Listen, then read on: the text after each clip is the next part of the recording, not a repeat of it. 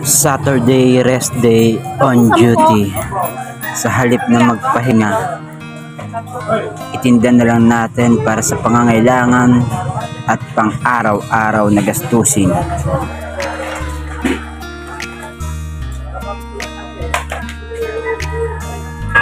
Nakakapagod pero hindi ako pwedeng sumuko. Ito na yung nasimulan ko. Pag nasimulan, dapat wakasan. Mapagod man tayo pero tuloy lang ang tinatawag nating laban. Hindi tayo titigil sa mga hamon at pagsubok ng ating buhay. Hanggat nandyan yung mga taong nagmamahal sa atin at nagmamalasakit at handang tumulong sa atin, hindi natin pwede itigil ang laban. Yung mga taong naniniwala sa aking kakayahan, yung mga taong naniniwala sa aking kasipagan, yung mga taong malalapit sa puso ko at isipan, yung mga taong yun na nanatiling nandyan para lumaban. Kaya ang tanong ko, bakit ako titigil? Kung sila lumalaban at naniniwala sa aking kakayahan, paano pa kaya yung sarili ko? Alam ko darating yung araw mapagtatagumpay ako ang lahat. Ang lahat ng aking nasimulan para sa pangarap. Walang nag-uumpisa sa itaas. Lahat nag-uumpisa pababa bago tumaas. Kaya naniniwala ako sa salitang yun dahil darating din yung araw. Tumaas-taas man tayo pero hindi tayo magbabago. Yun lang yung mga pangako na aking bibitawan. Yun lang yung mga bibitawan na aking papangakuan. Sa mga kaibigan na tumulong at umunawa sa atin, sa mga nagmamahal ng tunay at nagmamalasakit sa akin, maraming salamat sa inyong lahat. Alam kong kulang ang pasasalamat ko sapagkat maraming beses akong natulungan ng mga taong nakaangat. Kaya lalo silang umaangat dahil sa kanilang mga ugalit asal. Ang ugali nilang taglay, yun ang ipagmamalaki ng tunay na kaibigan. Doon tayo mag-point sa words ng kaibigan. Maraming klaseng kaibigan. May kaibigang maaasahan sa kagipitan at may kaibigan na maaasahan mo lang kapag may pera ka.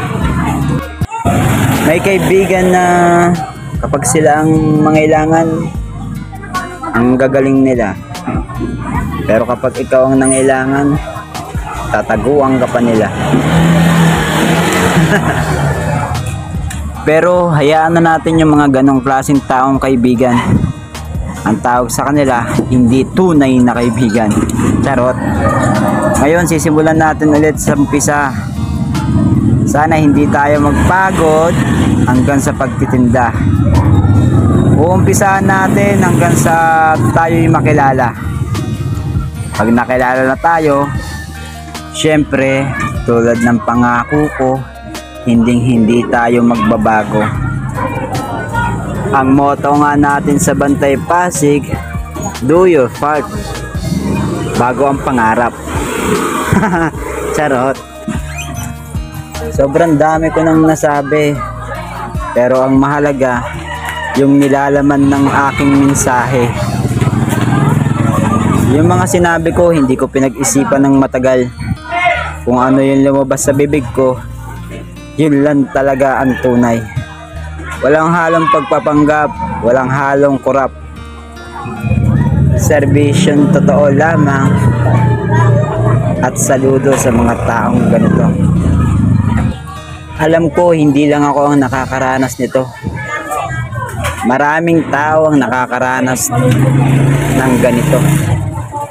Nagdodoble kayod para makaraos, makabawas sa utang at mairaos ang pang-araw-araw. Marami tayo, hindi lang ako nag-iisa. Marami tayong lalaban, marami tayong magtatagumpay. Huwag kang tumigil para sa iyong pangarap. Ang may papayo ko lang, tuloy-tuloy lang ang sipag.